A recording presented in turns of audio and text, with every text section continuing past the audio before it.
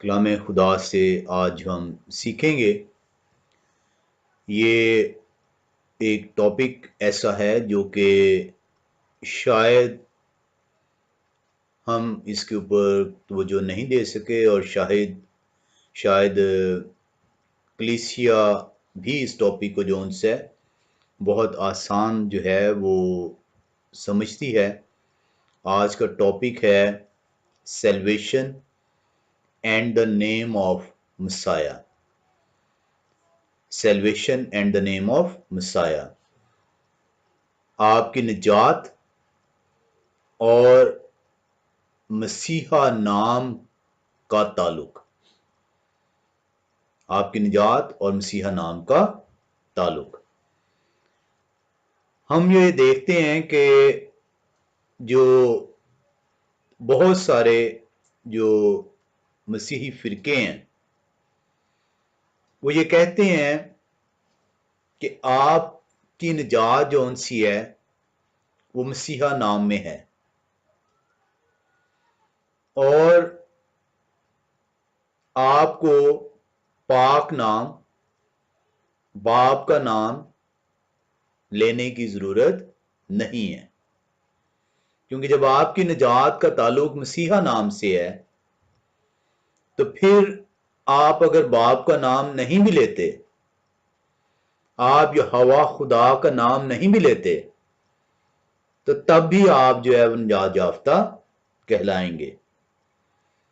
हमने जब पीछे देखा था तो उसमें हमने सीखा था कलाम से कि आपकी निजात सिर्फ और सिर्फ यहोवा खुदा के नाम में है, जबकि बहुत सारे जो मसीही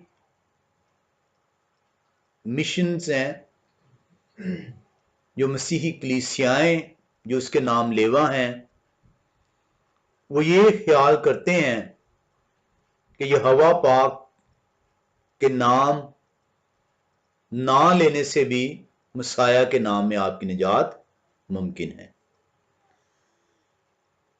हम जब देखते हैं तो हमें पता चलता है कि मसाया एक टाइटल है, मसाया नाम नहीं है। बेटे का नाम जो है, कलामे खुदा जो है जो हमने सीखा, वो हमें बताता है कि उसका नाम, जो बेटे का नाम है, वो यहोवा शाय है। अब ये जो आजकल नाम, जो सब्स्टिट्यूट नेम जो इस राइज है कलीसिया के अंदर, इसकी हम डिटेल में नहीं जाएंगे, एक सिंपल उसको टच देंगे और हम देखते हैं कि ये जो जीसस है ये कहां से ड्राइव होता है। जीसस एक इंग्लिश सब्स्टिट्यूट है ग्रीक वर्ड का, जो इसोस है या आइसोस है। ग्रीक की प्रोनाउंसिएशन हो सकता है इसोसस हो। अब ये जो उनसे है, ये ग्रीक ने जो है इसोस जो ड्राइव किया है, ये इब्रानी जबान का लफ्ज यहोवा शाय से उन्होंने ड्राइव किया है और उन्होंने यहोवा शाय को जो है वो इसोस, जिसको इंग्लिश में ट्रांसलेट किया गया जीसस के नाम से। अब जब हम नाम पूरा देखते हैं तो हमें नजर आता है जीसस क्राइस्ट। अब ये क्राइस्ट जो है, ये जो वर्ड इंग्लिश का है, ये ड्राइव होता है क्रिस्तोस से। क्रिस्तोस ग्रीक वर्ड है और क्रिस्तोस जो उनसे है ये ड्राइव किया गया है इब्रानी जबान के वर्ड मिशाया से, जिसे हम मसीहा कहते हैं।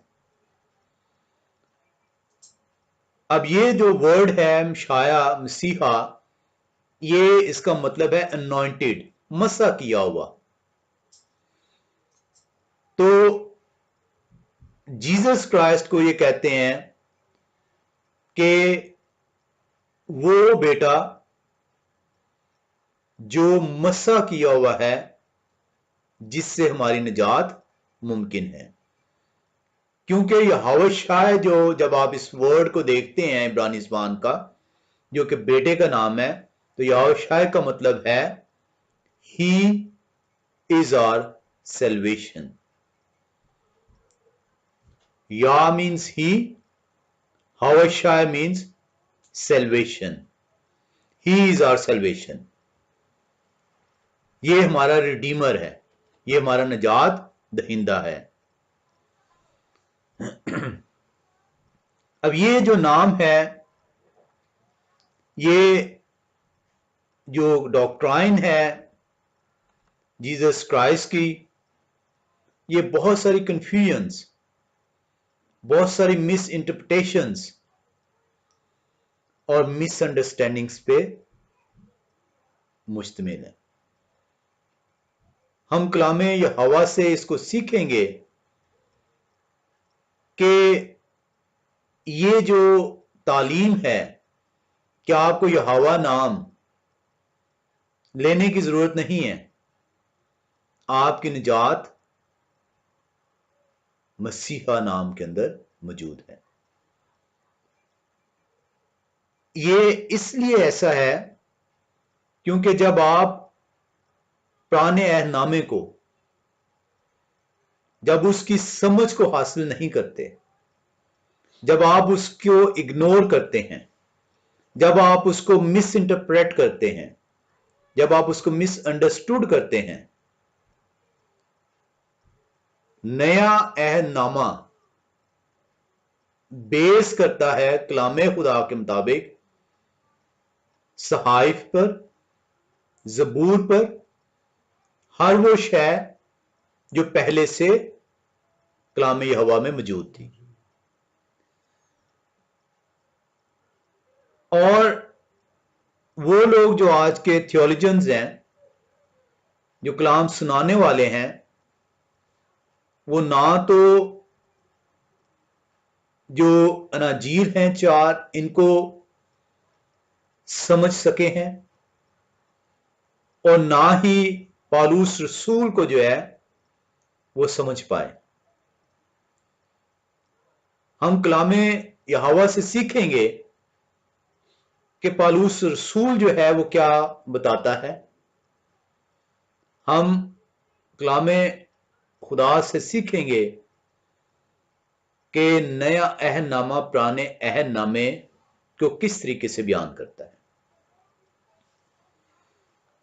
एक और जो बहुत इंपॉर्टेंट चीज है जो हमें सीखने की है कि ये जो नाम ना लेना, कि ये पाक नाम है, इसकी बेहुरमती ना हो जाए। इनएफेबल नेम, ऐसा नाम जिसको आप लेने से गुनहगार ठहराए जाएंगे, नापाक करेंगे। ये डॉक्ट्राइन जौन सी है, ये क्योंकि फिकी और फ्रीसियों ने अडॉप्ट की थी, और हमने जब इसको सीखा था तो हमने देखा था कि ये दूसरी सदी ईस्वी में इसको जो है अडॉप्ट किया गया। और इसी डॉक्ट्राइन को, इसी तालीम को जो इब्तदाई कलीसिया है वो इख्तियार करती है। वो जो है, वो लोग जो कि पहले यहूदी थे, जो कि रसूलों और शागिर्दों की तालीम के बायस, जिन्होंने मसाया को कबूल किया और वो जो है कलीसिया में शामिल हुए, उन्होंने अपनी वही तालमुदिक ट्रेडिशंस, वही यहूदी रवायात, वही यहूदी फिकियों फीसियों की तालीम को जो उनसा है, इब्तदाई कलीसिया के अंदर भी राज किया। उन्होंने ना सिर्फ बेटे की तालीमात को, रसूलों और शागिर्दों की तालीमात को रद्द किया, बल्कि उन्होंने यहूदी ट्रेडिशंस को, कि पाक नाम को अपनी ज़बान पर नहीं लेके आना, पाक नाम की जगह एक सब्स्टिट्यूट वर्ड जो उनसा है वो राइज करना है, उस ट्रेडिशन को जो है वो अपने अंदर जो मसीही इब्तदाई कलीसिया थी उसके अंदर राइज किया, क्योंकि वो सदियों से ये करते चले आ रहे थे। उनकी यहूदी रवायात थी, वो मसीही जब होते हैं तो उन रवायात को जो उनसे इब्तदाई कलीसिया के अंदर वो राइज करते हैं। हम देखते हैं कि चौथी सदी के अंदर जो है इस डॉक्ट्राइन को, इस तालीम को मुकम्मल तौर पर राइज कर दिया जाता है। जो चौथी सदी ईस्वी के अंदर इब्तदाई मसीही कलीसिया है उसमें इस तालीम को कि पाक नाम की बेहुरमती ना हो जाए, इसलिए पाक नाम को लेने की बजाय उसके सब्स्टिट्यूट वर्ड्स को जो उनसे अपने अंदर इस्तेमाल किया जाए। ये चौथी सदी ईस्वी में जो है, ये कंप्लीट डिटेल है कि कैसे कैसे हुआ, ये तो हम एक ब्रीफ इसका स्केच ले रहे हैं। अगर आपने चाहा तो ये एक हिस्ट्री का एक चैप्टर है जिसको हम सीख सकते हैं मजीद, और उसमें बहुत सारे ऑथेंटिक रेफरेंसेस मौजूद हैं जिसके अंदर जो है उन बुक्स को हम स्टडी कर सकते हैं। लेकिन ये आज हमारा टॉपिक नहीं, हम इसको सिंपल जो उनसे करके देख रहे हैं। हम ये सीख रहे हैं कि इसके ऊपर ये नहीं कि क्या उस कहते हैं डिबेट्स नहीं हुई, इसके ऊपर ये नहीं कि एहतजाज नहीं हुआ। जिस तरह आज आप देख रहे हैं 2000 साल के बाद भी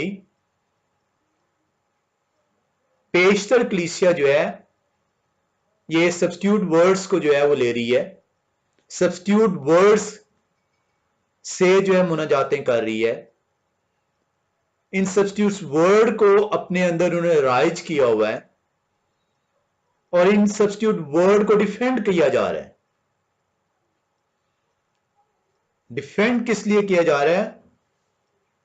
क्योंकि वो सदियों से जो एक चीज जो कि तारीख के झरोके के अंदर गुम हो चुकी हुई है, क्योंकि जब आप सैकड़ों सालों से एक चीज को अपने अंदर नस्ल दर नस्ल शामिल कर रहे हैं, आज आप कर रहे हैं, कल आपके बच्चे भी वही करेंगे और उसके बाद उनकी औलादें भी वही उस चीज को करेंगी, और आप जो असल तालीम है कलामे खुदा की उसकी तरफ रुजू नहीं कर रहे, बल्कि अपनी अपनी मिशन के मुताबिक उस तालीम को अपने लिए और अपनी नस्लों के लिए कर रहे हैं।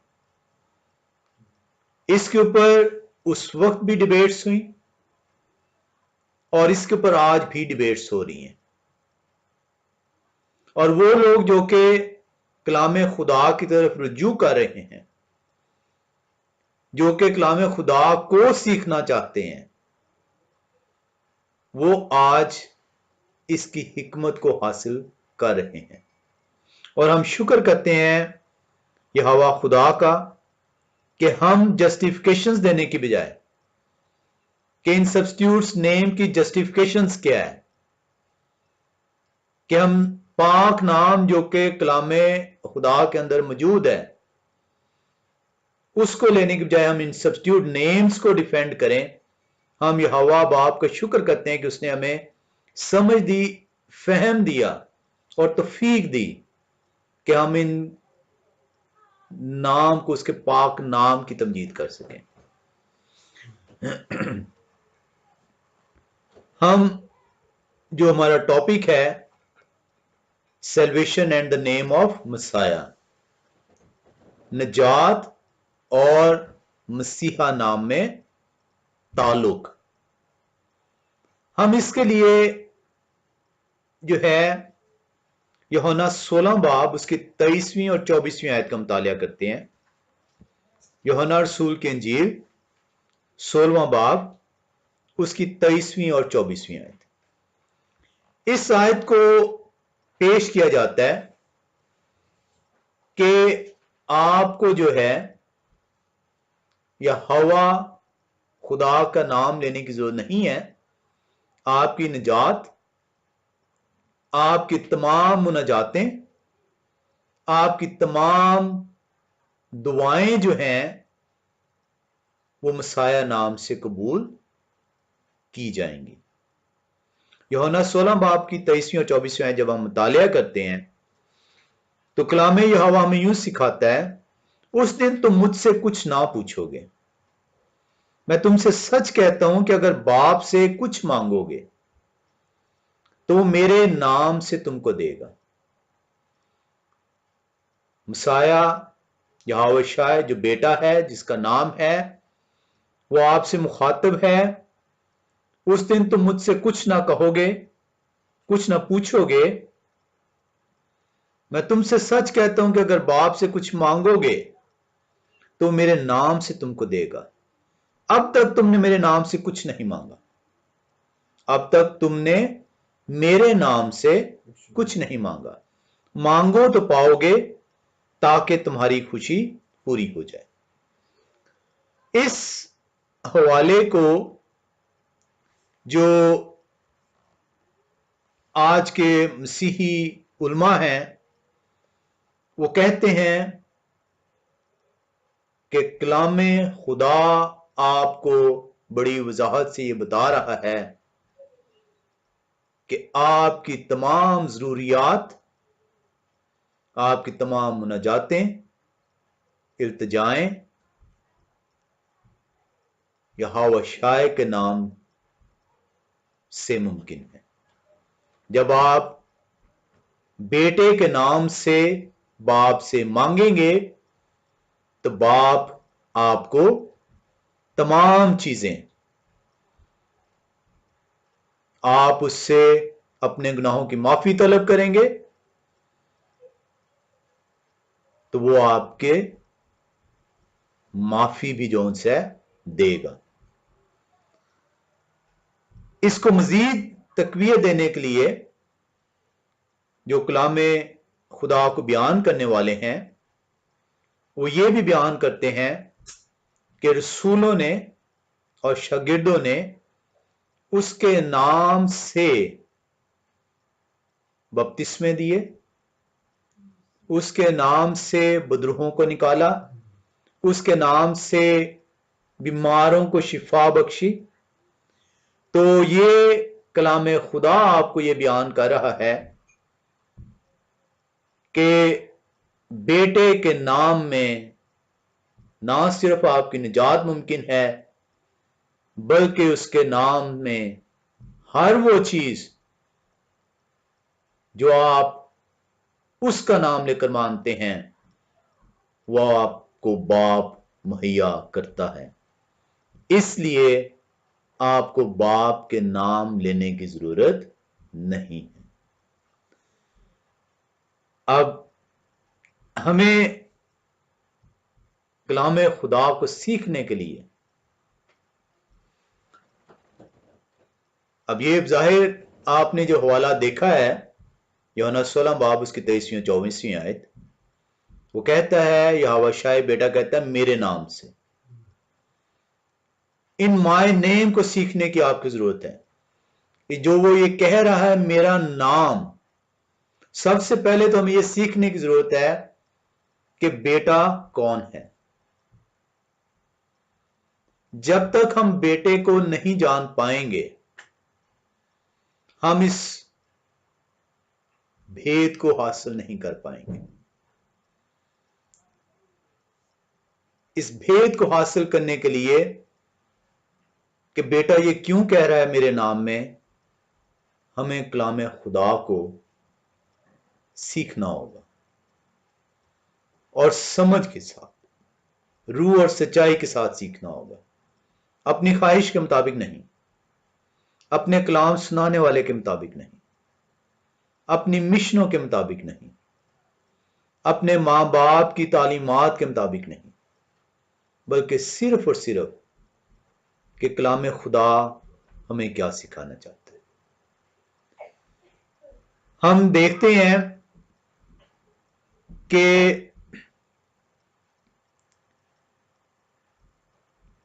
कलाम खुदा जो है, जब आपको कोई चीज सिखाता है तो कलाम खुदा आपको बताता है कि आप जब भी कलाम खुदा की समझ हासिल करना चाहते हैं, जब भी उसको जो है सीखना चाहते हैं, तो आप महज एक या दो हवालों से कलामे यहोवा के भेद को हासिल नहीं कर सकते।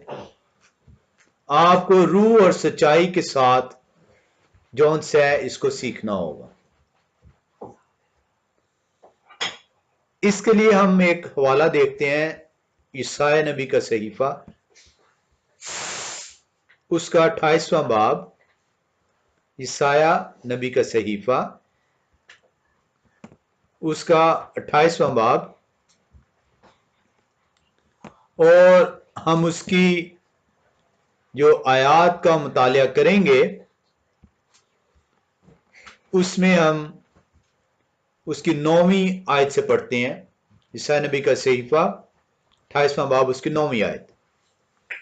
कलामे यहोवा हमें यूं सिखाता है, वो किसको दानिश सिखाएगा, किसको वास करके समझाएगा?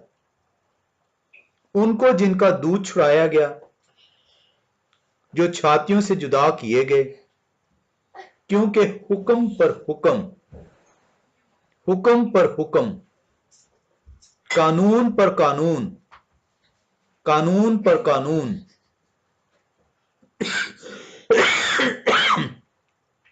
है, थोड़ा यहां थोड़ा वहां, लेकिन वो बेगाना लबों और अजनबी जुबान से इन लोगों से कलाम करेगा, जिनको उसने ये फरमाया ये आराम है। तुम थके मांदों को आराम दो, और ये ताजगी है, पर वो शिनवा ना हुए। बस यहोवा का कलाम उनके लिए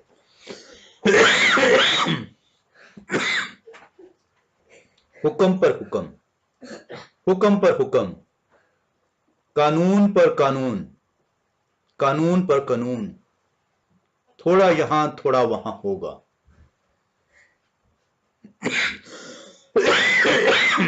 ताकि वो चले जाएं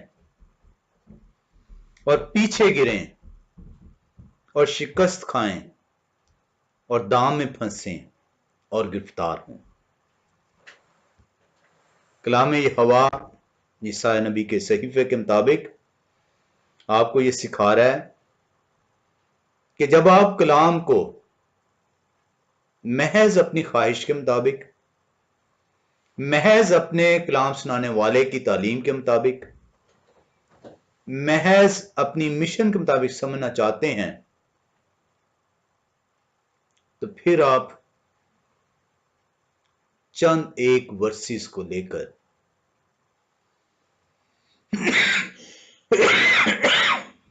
उस भेद को हासिल करते हैं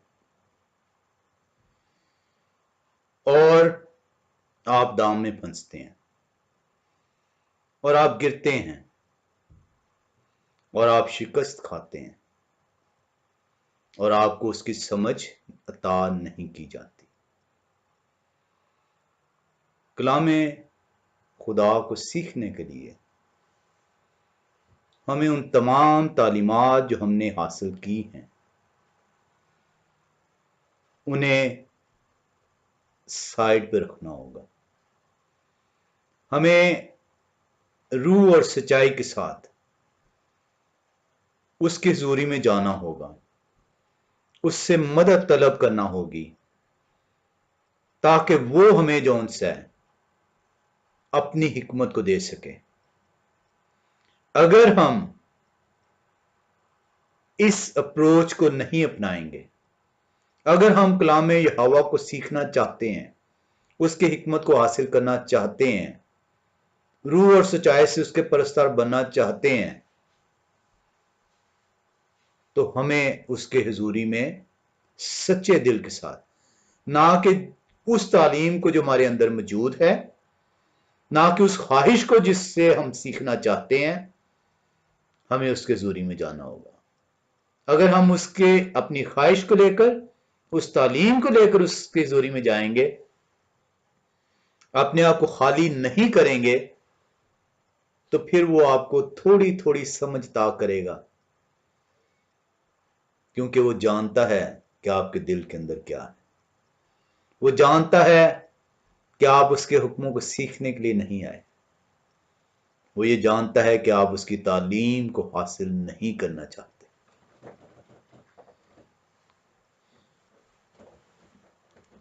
हम यूहन्ना रसूल की इंजील 16 बाब में फिर से आते हैं और उसकी 23वीं और 24वीं आयत को देखते हैं, जहां पे कलाम यहोवा हमें यूं बता रहा है, उस दिन तुम मुझसे कुछ ना पूछोगे, मैं तुमसे सच कहता हूं कि अगर बाप से कुछ मांगोगे तो मेरे नाम से तुमको देगा। अब तक तुमने मेरे नाम से कुछ नहीं मांगा, मांगो तो पाओगे ताकि तुम्हारी खुशी पूरी हो जाए। हम ने जो ये हवाला देखा, वो कलाम सुनाने वाले जो कि ये कहते हैं कि उसके नाम में आपकी ना सिर्फ निजात बल्कि आपकी तमाम इल्तिजाएं, तमाम मुनाजातें कबूल कर ली जाएंगी। इसलिए आपको यहोवा पाक के नाम की जरूरत बाकी नहीं रही। हम इसी बाब की 25वीं आयत से अब पढ़ते हैं। 23वीं 24वीं आयत आपने देख ली, अब हम इसी बाब की 25वीं आयत से पढ़ते हैं।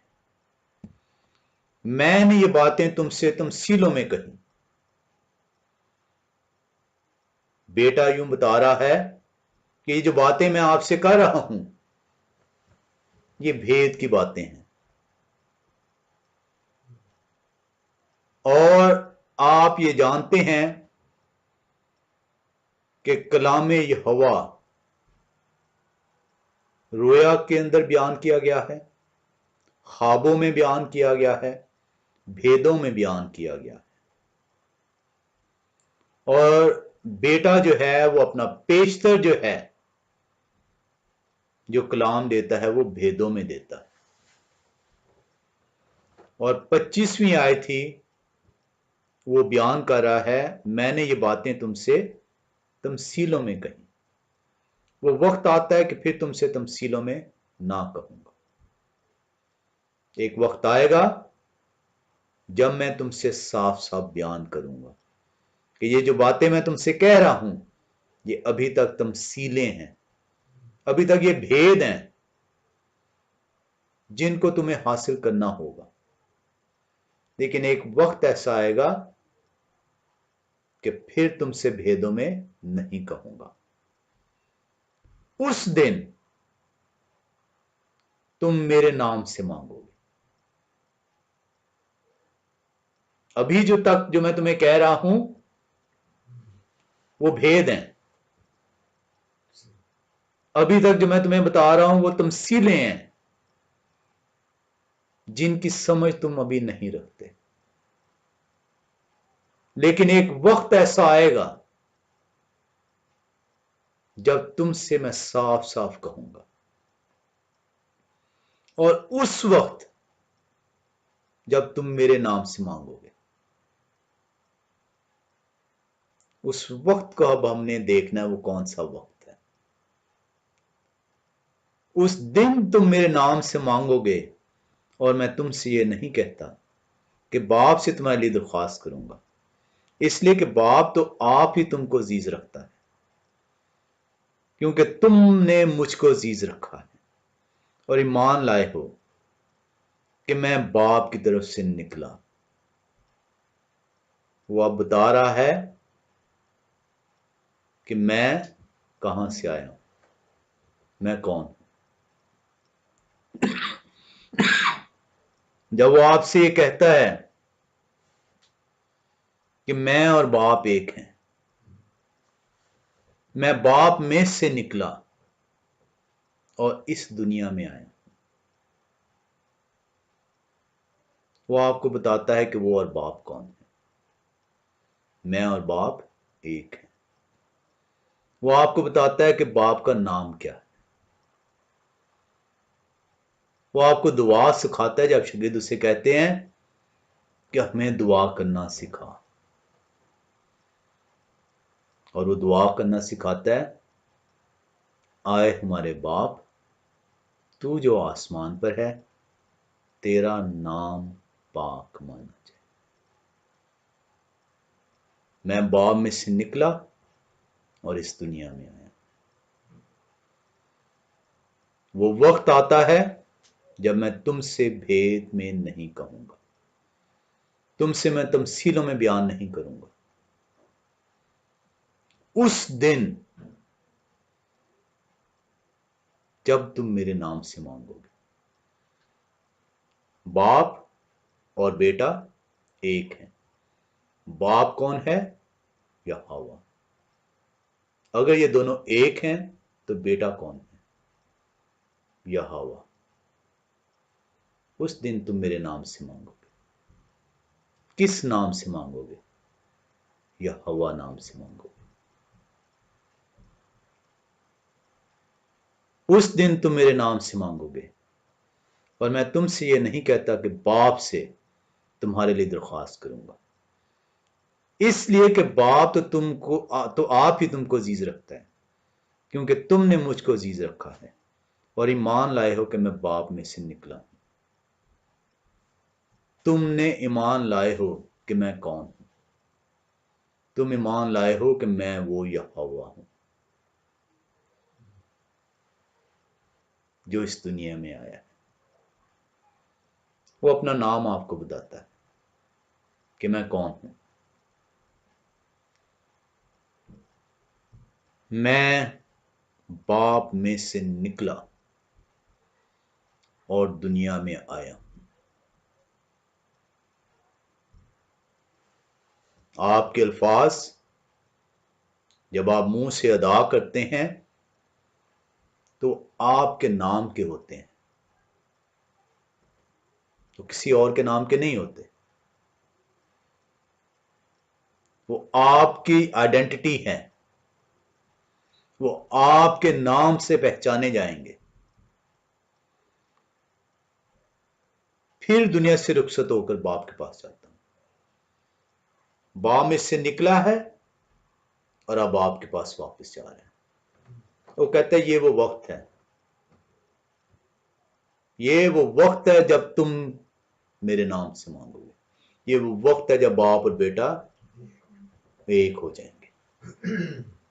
और जब वो एक हो जाएंगे उस दिन जब तुम मेरे नाम से मांगोगे। वो ऐसे नहीं आपको दुआ करना सिखाता, ऐसे नहीं कहता कि तेरा नाम पाक माना जाए। हम अगर कलाम यहोवा ने इजाजत दी, उसने हिकमत दी, तो हम यहोवा शाह और यहोवा वननेस को सीखेंगे। उस दिन आपको इसकी ज्यादा समझ आएगी कि यहोवा और यहोवा शाह वन कैसे हैं। अभी तो आपको चंद आयतों में वो समझा रहे हैं। वो कह रहे हैं मैं बाप में से निकला, इस दुनिया में आया और फिर वापस जाता हूं। मैं आया हूं, तुम्हारे दरमियान रहा हूं और अब वापस जा रहा हूं। और जब वापस जाऊंगा तो फिर बाप के साथ मेरा मेल होगा। उस दिन जब तुम मेरे नाम से मांगो। वो अपना नाम आपको बताता है। ना ही उसका नाम यहोशुआ, ना ही उसका नाम यशुआ है, ना ही उसका नाम जोशुआ है। वो अपना नाम आपको बताता है, और एक दफा नहीं, बार बार अपना नाम बताता है। यहोवा शाय, आप इसको अगर डीप इसकी अंडरस्टैंडिंग हासिल करना चाहते हैं, इसको सीखें कि यहोवा शाय कैसे नाम है उसका।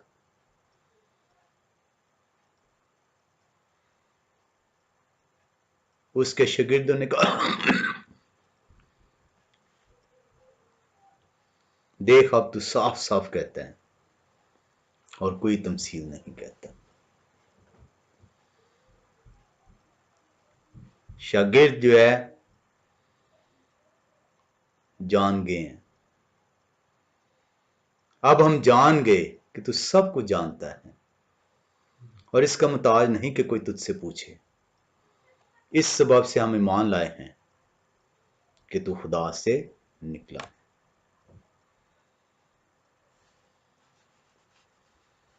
आप जो हवाला 16 बाब यूहन्ना रसूल की इंजील 23वें और 24वें की आयत को जब आप लेते हैं, तो उस आयत को लेकर जो आज के थियोलॉजियन हैं वो डिफेंड करते हैं कि यहोवा नाम की जरूरत नहीं है। वो कहते हैं कि बड़े वाजे तौर पर वो कहते हैं मेरे नाम से जो मांगो, इसीलिए वो in the name of Jesus Christ जो सब्स्टिट्यूट वर्ड लिए गए हैं। जबकि वो कह रहा है कि वो वक्त आता है जब वो जाएगा वापस और बाप और बेटा एक होंगे, और जब वो एक होंगे तो एक नाम होगा। और इसी को हम यहां पे मजीद सीखेंगे आगे आगे। और जब हम देखते हैं कि कलामे यहोवा तमसीलों में, ख्वाबों में, रोया में बयान किया गया, बेशुमार हवाले हैं। चंद एक हवाले मैंने लिखे हैं, हम उसे पढ़ेंगे नहीं, कलाम की वक्त की कमी के बायस।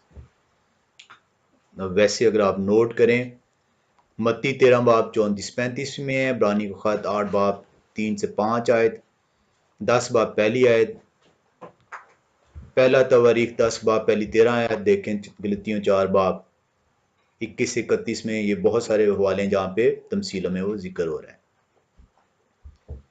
क्वेश्चन अभी तक स्टैंड कर रहा है जो हम सीखना चाह रहे हैं कि मसाया ने ये जब कहा कि मेरे नाम में, क्योंकि आपने अभी देखा कि वो तमसील में बयान करता है, तो क्वेश्चन अभी तक रिमेन है कि वो ये कैसे हम बताते हैं, उसका नाम क्या है, वो कौन है, और वो तमसील में कैसे बयान करता है। हम यहां पे देखते हैं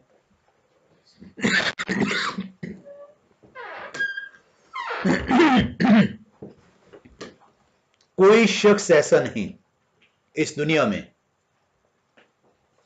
जिसने बाप को देखा हो या बाप को की आवाज को सुना हो। कोई शख्स, फिर से दोहरा, इस दुनिया में ऐसा नहीं जिसने बाप को देखा है और बाप की आवाज को सुना है, सिवाय बेटे के, सिवाय बेटे के। अब बहुत सारे लोग जब उनसे ये पूछा जाए तो वो फौरन कहते हैं, जनाब कलाम खुदा के अंदर तो बेशुमार जगह पे हवाले हैं जहां पर कलाम खुदा बता रहा है कि बाप की आवाज, बाप मुखातिब होता है नबियों से, बाप मुखातिब होता है अपने पुराने अहदनामे के अंदर, आप देखते हैं मूसा से मुखातिब होता है, अब्राहम से मुखातिब होता है, और आप कह रहे हैं कि बाप की ना तो किसी ने सूरत देखी है और ना ही उसकी आवाज को सुना है। This is a very interesting scenario कि ये कैसे है। अब इसको देखने के लिए हम चंद हवालों में आते हैं। यूहन्ना रसूल की इंजील पहले बाब में आते हैं हम और उसकी 18वीं आयत का मुतालिया करते हैं। यूहन्ना रसूल की इंजील पहला बाब और उसकी 18वीं आयत। कलामे खुदा हमें यूं सिखाता है, पहला बाब उसकी 18वीं आयत।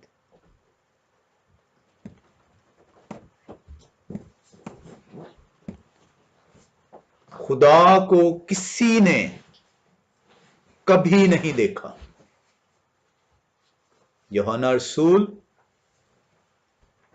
रूह की हिदायत से बयान कर रहा है, पहला बाब 18वीं आयत, खुदा को किसी ने कभी नहीं देखा, इकलौता बेटा जो बाप की गोद में है उसी ने जाहिर किया। जाहिर किया। अब यह भी भेद है कैसे जाहिर किया, ये हमारा टॉपिक नहीं है। यूहन्ना रसूल पहला बाब 18वीं आयत में बयान कर रहा है, खुदा को कभी किसी ने नहीं देखा,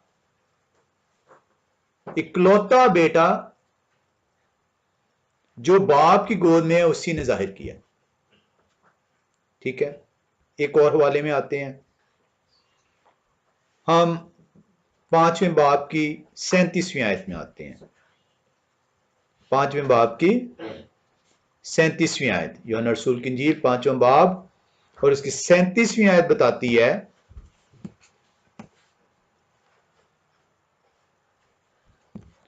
और बाप जिसने मुझे भेजा है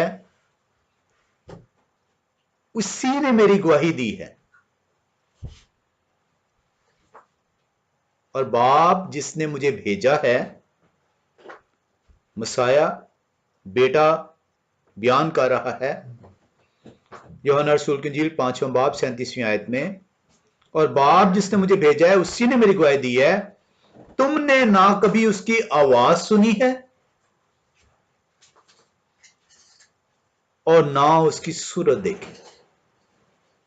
अब बेटा भी आपके बयान कर रहा है, यूहन्ना रसूल रूह की हिदायत से बता रहा है कि किसी भी शख्स ने बाप की सूरत नहीं देखी, इकलौता बेटा जो बाप की गोद में है उसी ने उसको जाहिर किया। और अब बेटा क्या बता रहा है, यूहन्ना रसूल की इंजील 5वां बाब उसकी 37वीं आयत में, और बाप जिसने मुझे भेजा है उसी ने मेरी गवाही दी है, तुमने ना कभी उसकी आवाज सुनी। किनसे मुखातिब है? यहूदियों से मुखातिब है। वो कह रहा है कि तुमने ना कभी मेरी आवाज सुनी, तुमने ना कभी उसकी आवाज सुनी है और ना उसकी सूरत देखी। अब आप कैसे कहते हैं कि बहुत सारे लोगों ने उसकी आवाज सुनी है? मूसा से वो हम कलाम हुआ है, दाऊद से वो हम कलाम होता है, आदम से वो हम कलाम होता है, अब्राहम से वो हम कलाम होता है, नबियों से वो हम कलाम होता है।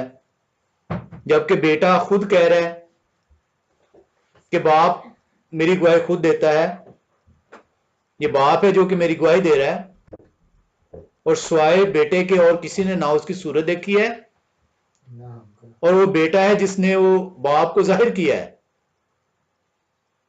तुमने ना कभी उसकी सूरत देखी और ना कभी आवाज सुनी। बेटा तो खुद कह रहा है, अब आप कैसे कह सकते हैं कि नहीं जी बाप की आवाज सुनी है? इसका मतलब आप बेटे को जुटलाते हैं। हम एक और हवाले में आते हैं, 6 बाब उसकी 46वीं आयत में।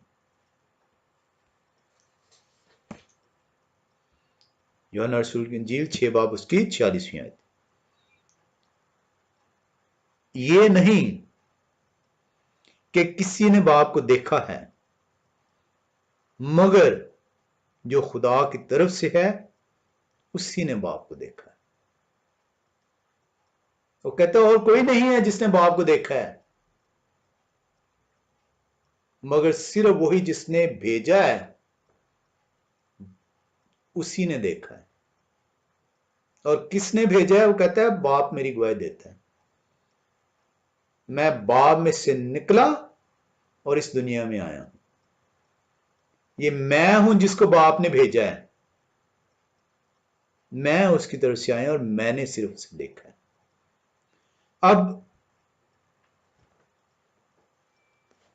हम जो है यहां पे देखते हैं कि कलामे खुदा हमें यह सिखा रहा है कि बाप को ना कभी किसी ने देखा है और ना कभी उसकी आवाज सुनी है। लेकिन हम ये भी जानते हैं कि जब वो 10 अहकाम दिए गए तो बाप हम कलाम होता है। झाड़ी में मूसा से बाप हम कलाम हो रहा है, जबकि कलाम खुदाई कह रहा है कि नहीं, किसी ने भी आवाज नहीं सुनी।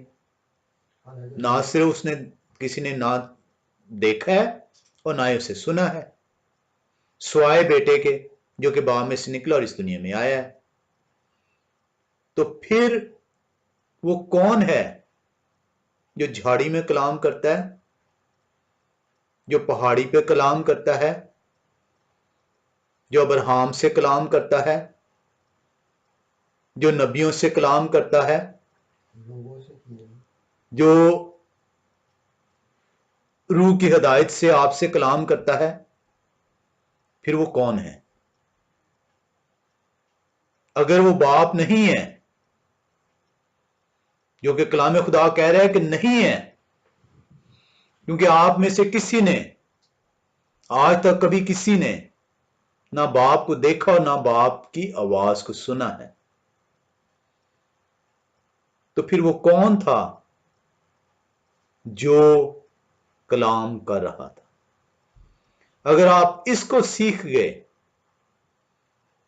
तो आप उस क्वेश्चन तक पहुंच जाएंगे जहां पे वो कहता है कि उस दिन जब तुम मेरे नाम से मांगो।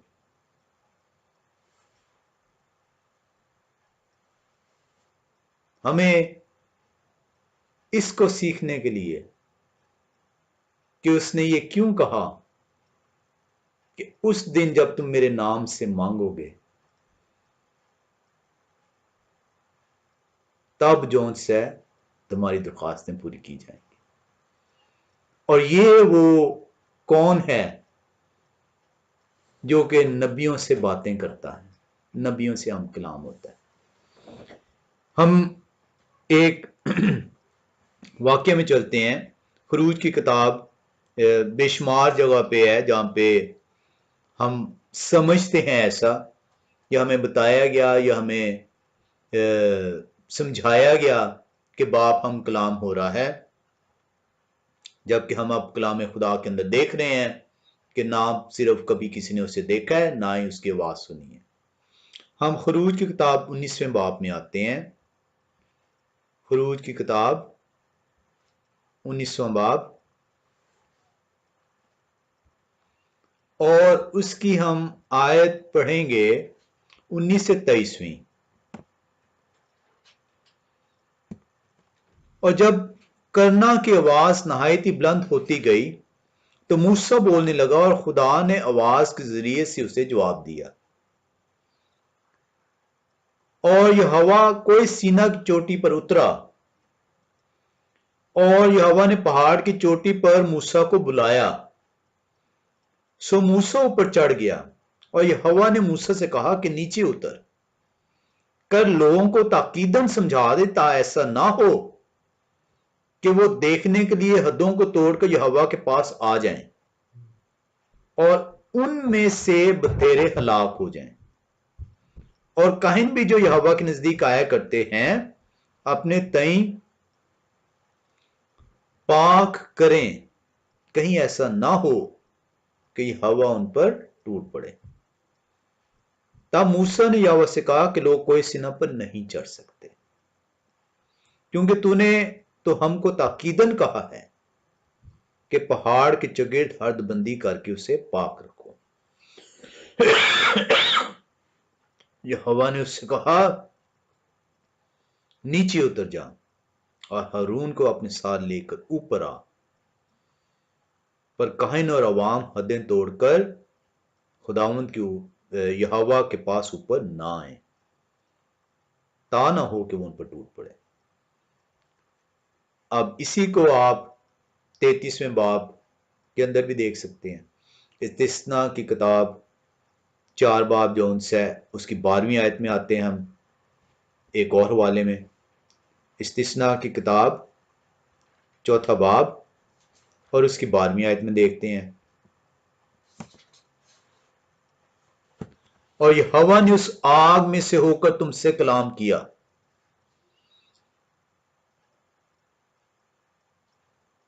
तुमने बातें तो सुनी मगर लेकिन कोई सूरत ना देखी, फक्त आवाज ही सुनी।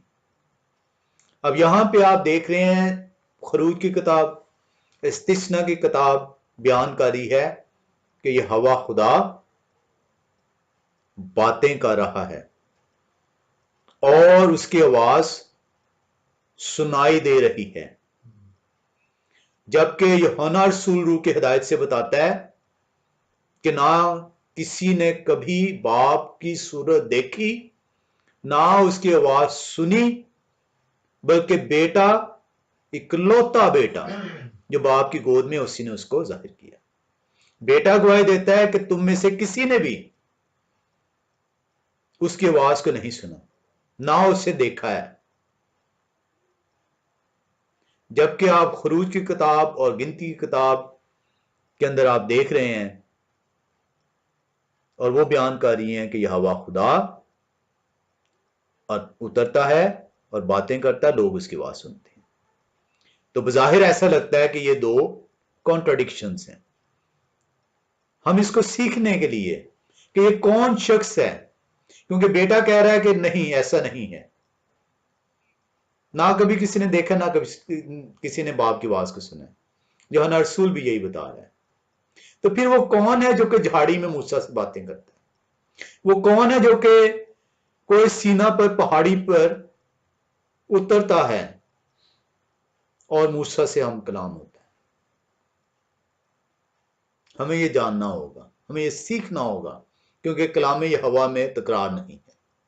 हमारी कम अकली, कम समझी, हमारे कलाम सुनाने वाले की कम समझी, कलाम से दूरी, रूह और सच्चाई से उसकी हुजूरी में ना जाना के बाइस ये गलत तालीमात फैली हैं। हम कलामे यहोवा बगैर तकरार के है, वो सच्चाई और रास्ती पर मबनी है। और कलामे यहोवा के ऊपर जब भी सवाल आएगा, आप यकीन जानिए, अगर आप रूह और सच्चाई से उसकी तलाश करेंगे, वो अपना जवाब खुद देगा, क्योंकि ये इसीलिए जिंदा खुदा का कलाम है, जो हजारों साल पहले हमारी तरबियत के लिए लिख दिया गया है। हमें उसकी तरफ अब बढ़ना है। हम देखते हैं कि वो कौन है जिसने कलाम किया, क्योंकि वो यहोवा नहीं है, वो बाप नहीं है जिसने कलाम किया है, क्योंकि बेटा उसकी गवाही दे रहा है कि तुमने नहीं सुना, तुमने नहीं देखा। हम ये देखते हैं वो कौन है जिसने कलाम किया। हम इसको सीखने के लिए अमाल की किताब में आते हैं।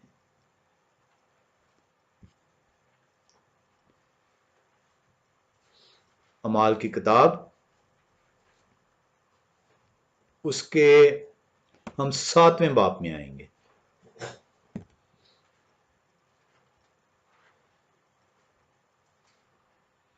और उसकी 35वीं आयत से हम पढ़ेंगे। और वहां पे पौलुस रसूल रूह की हिदायत से आपको समझाएगा कि वो कौन है जो कलाम करता है झाड़ी में, और वो कौन है जो कलाम करता है पहाड़ी पर। अमाल की किताब 7वां बाब 35वीं आयत।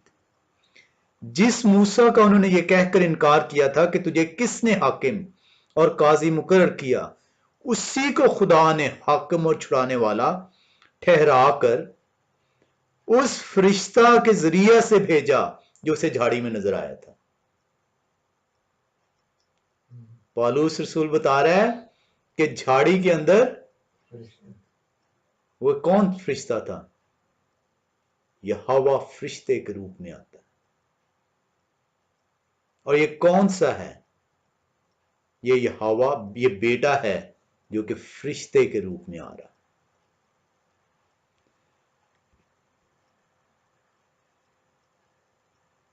ये आपको यहां पे वो समझाएगा। उसी को खुदा ने हाकिम और छुड़ाने वाला ठहरा कर उस फरिश्ता के जरिए से भेजा जो उसे झाड़ी में नजर आया था। यही शख्स उन्हें निकाल लाया और मिस्र और बैरे कुलजम और बयाबान में 40 वर्ष तक अजीब काम और निशान दिखाए। ये वही मूसा है जिसने बनी इसराइल से कहा कि खुदा तुम्हारे भाइयों में से तुम्हारे लिए एक मुझसा एक नबी पैदा करेगा। ये वही है जो बयाबान की कलीसिया में उस फरिश्ता के साथ जो कोई सीना पर उससे हम कलाम हुआ और हमारे बाप दादा के साथ था, उसी को जिंदा कलाम मिला के हम तक पहुंचा दे। अब वो फरिश्ते को बयान कर रहा है कि ये फरिश्ता कौन है। ये वो है फरिश्ता जिसको जिंदा कलाम मिला कि हम तक पहुंचा दे। ये वो बेटा है जो फरिश्ते के रूप में, ऐसे नहीं लिखा कि खुदा कलाम करता है, ऐसे नहीं मूसा जब जाता झाड़ी के पास तो यहोवा की आवाज उससे आती है, लेकिन वो यहोवा बाप नहीं, यहोवा फरिश्ते के रूप में अब है। वो बेटा है जो कि मूसा से कलाम करता है, जिस्म की सूरत एक मर्तबा अख्तियार करता है इस दुनिया में आने के लिए, लेकिन वो फरिश्ते की सूरत बार बार अख्तियार करता है। यूहन्ना रसूल ऐसे नहीं कहता इब्तिदा में कलाम था, कलाम खुदा के साथ था और कलाम खुदा था और कलाम मुजस्सम हुआ और इस दुनिया में आया। ये वो कलाम है जो कि पहले फरिश्ते के रूप में, और वो कलाम मुजस्सम जब होता है तो बेटे की शक्ल अख्तियार करता है। इसलिए वो कहता है कि मेरा नाम लेकर, कौन है वो यहोवा है जो कि फरिश्ते के रूप में झाड़ी में बात करता है, जो कि फरिश्ते के रूप में पहाड़ी पर बात करता है। अब वही जो सा कलाम है वो मुजस्सम होता है और मुजस्सम होकर जिस्म की सूरत अख्तियार करता है, और जब वो जिस्म की सूरत अख्तियार करता है तो अब वो यहोवा फरिश्ता, उसको जिस्म की हालत में नाम दिया जाता है यहोवा शाय। और इसलिए ये नाम दिया जाता है क्योंकि अब वो आपका निजात देने वाला मुकर्रर हुआ,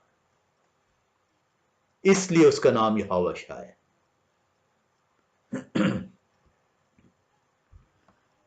आप देख रहे हैं कि ये वो फरिश्ता है, वो बेटा जो फरिश्ते का रूप अख्तियार करता है, वो जो कलाम है जो उसमें से निकलता है वो जिंदा कलाम पहुंचाता है, हम तक पहुंचाता है, हुक्मों के जरिए से, आइन के जरिए से, अपने नबियों से के जरिए से हम तक वो कलाम पहुंचाता है।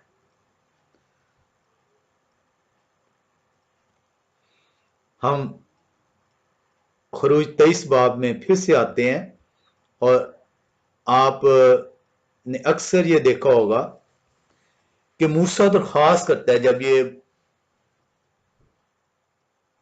यहोवा फरिश्ता जो इस फरिश्ते के रूप में है, जब पहाड़ी पे उससे बातें करता है और 40 दिन मूसा जो है दिन रात वहां पे रहता है और पीछे बनी इस्राएल जो है वो नाफरमानी करती है और हारून से दरख्वास्त करती है और वो सोने का बछड़ा बनाते हैं और मूसा जो है वो खुदावंद जो है यहोवा खुदा उसे भेजता है कि देख वो क्या कर रहे हैं, मैं उन्हें भस्म कर दूंगा, मैं उन्हें नाबूद कर दूंगा। और मूसा जो है वो दौड़ता है और फिर तख्तियां तोड़ता है, ये सारा कुछ वाकया आपको इल्म है। और फिर वो जो है मूसा दरख्वास्त करता है यहोवा खुदा से कि तू मेरी खातिर इन्हें बख्श दे, नहीं तो मेरा नाम भी किताब हयात में जो तूने लिखा है उसे मिटा डाल।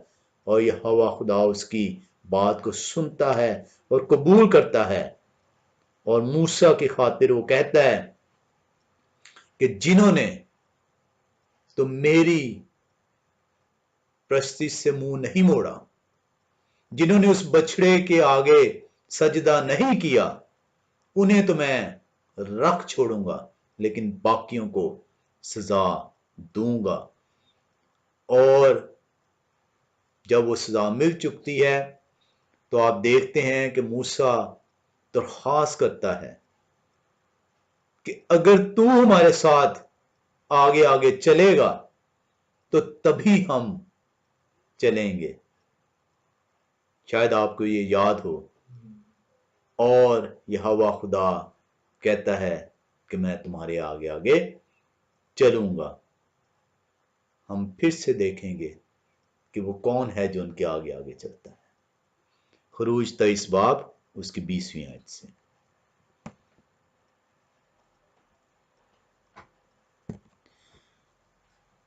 देख मैं एक फरिश्ता तेरे आगे आगे भेजता हूं कि रास्ता में तेरा निगहबान हो और तुझे उस जगह पहुंचा दे जिससे मैंने तैयार किया है। कौन उनके आगे आगे चल रहा है? यहोवा फरिश्ता चल रहा है जो अब फरिश्ते के रूप में है। ये वो बेटा है जो बाप में से निकला और जब दुनिया में आता है तो जिस्म की सूरत अख्तियार करता है। हम आज तक हमें यही सीखते रहे कि बाप जौन से हम कलाम हुआ। हम आज तक यही सीखते रहे कि बाप झाड़ी में नजर आया। हम आज तक यही सीखते रहे कि बाप उनके आगे आगे चला, जबकि कलाम आपको यह सिखाता है कि फरिश्ता यहोवा फरिश्ता फरिश्ते के रूप में झाड़ी में मूसा से मुखातिब है। फरिश्ते के रूप में वो जो है पहाड़ी पे मूसा से मुखातिब है। फरिश्ते के रूप में बनी इस्राएल के बयाबान में आगे आगे चलता है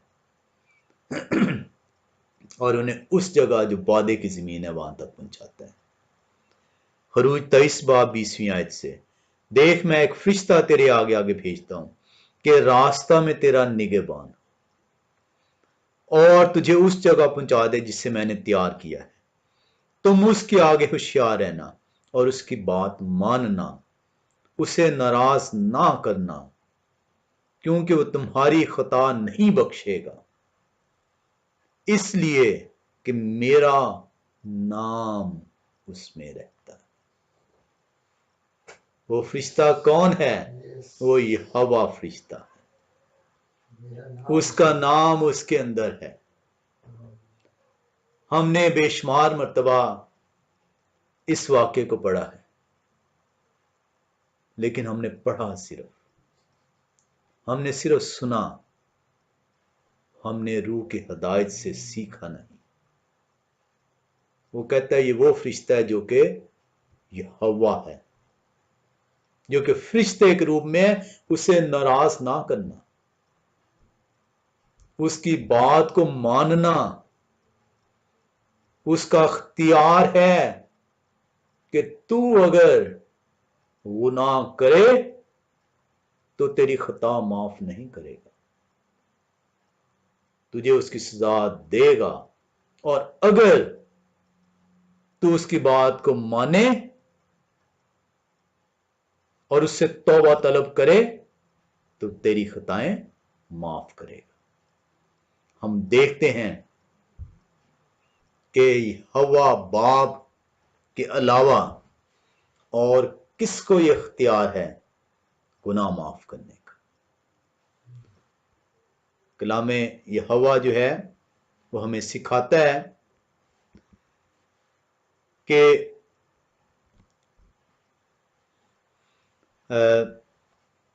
ये हवा बाप के अलावा अगर किसी को इख्तियार है गुनाह माफ करने का तो वो बेटे को है, वो बेटे को है। और ये फरिश्ते को इख्तियार बाप क्यों कह रहा है कि अगर तू उसकी बात ना माने तो वो तेरे गुनाह, तेरी खताएं माफ नहीं करेगा, तुझे सजा देगा। यानी तू तौबा तलब करेगा तो तेरे गुनाह माफ हो जाएंगे। वो ये बता रहा है ये इसलिए है क्योंकि वो ये हवा है, मेरा नाम उसके अंदर है। हम खरूज 32वें बाब में आते हैं।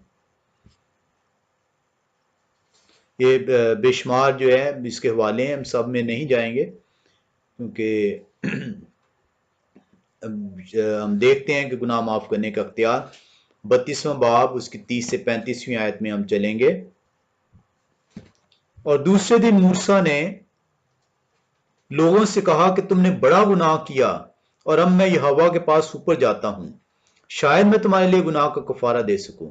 और मूसा यहोवा के पास लौट कर गया और कहने लगा, हाय इन लोगों ने बड़ा गुनाह किया कि अपने लिए सोने का देवता बनाया, और अब अगर तू उनका गुनाह माफ कर दे तो खैर, वरना मेरा नाम उस किताब में से जो तूने लिखी है मिटा दे। और यहोवा ने मूसा से कहा कि जिसने मेरा गुनाह किया है मैं उसी के नाम को अपनी किताब में से मिटाऊंगा।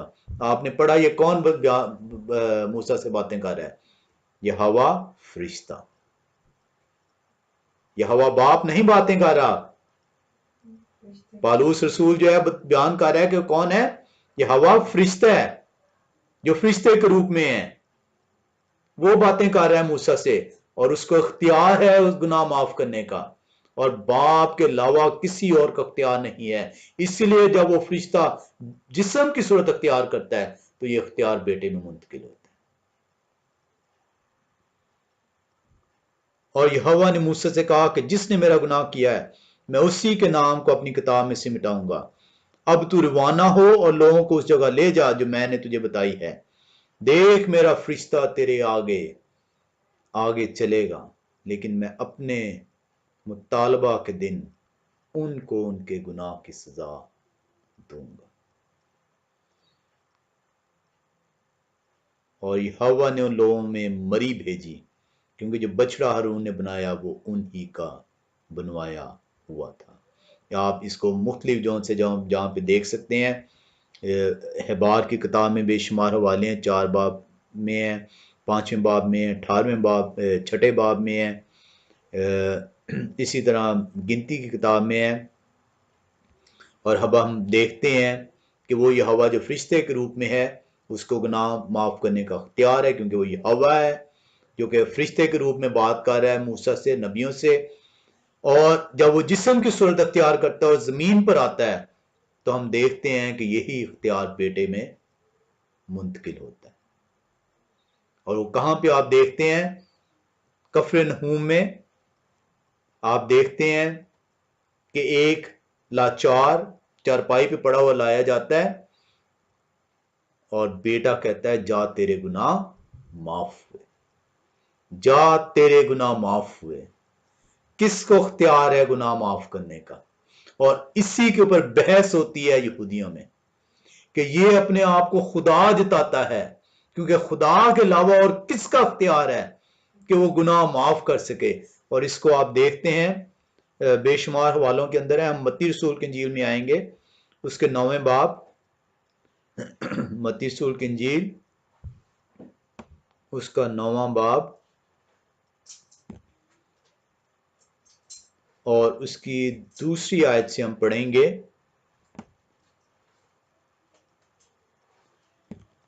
और पहली आयत से देख लेते हैं, मत्ती रसूल की इंजील पहला 9वां बाब पहली आयत से। फिर वो कश्ती पर चढ़कर पार गया और अपने शहर में आया, और देखो लोग एक मफलूज को चारपाई पर पड़ा हुआ उसके पास लाए। यहोशू ने उनका ईमान देखकर मफलूज से कहा, बेटा खाते जमा रख, तेरे गुनाह मुआफ हुए। और देखो बाज फिक्कियों ने अपने दिल में कहा, ये कुफर बकता है। मसाया ने उनके ख्याल मालूम करके कहा कि तुम क्यों अपने दिलों में बुरे ख्याल आते हो? आसान क्या है, ये कहना कि तेरे गुनाह माफ हुए, या ये कहना कि उठ और चल फिर? लेकिन इसलिए कि तुम जान लो कि इब्ने आदम को जमीन पर गुनाह माफ करने का इख्तियार है। मुझे इख्तियार है और मैं कौन हूं, तुम जान लो। वो अपने खुदाई का दावा करता है। उसने मफलूज से कहा, उठ, अपनी चारपाई उठा और अपने घर चला जा। यहोवा खुदा का शुक्र है कि हम कलाम खुदा को रूह और सच्चाई से सीखना चाहते हैं, और वो हमें अपनी हिकमत देता है। हम एक और हवाले में आते हैं, ज़बूर की किताब, जहां पे उसके मुतलिक बयान किया गया है। 79वां ज़बूर, ज़बूर की किताब 79वां 89,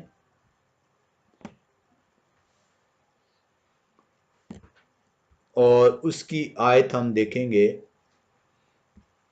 ज़बूर 89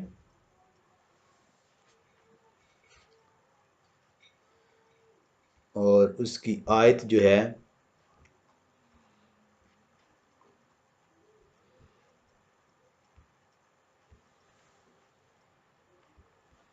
हम जो देख रहे हैं वो है 24वीं।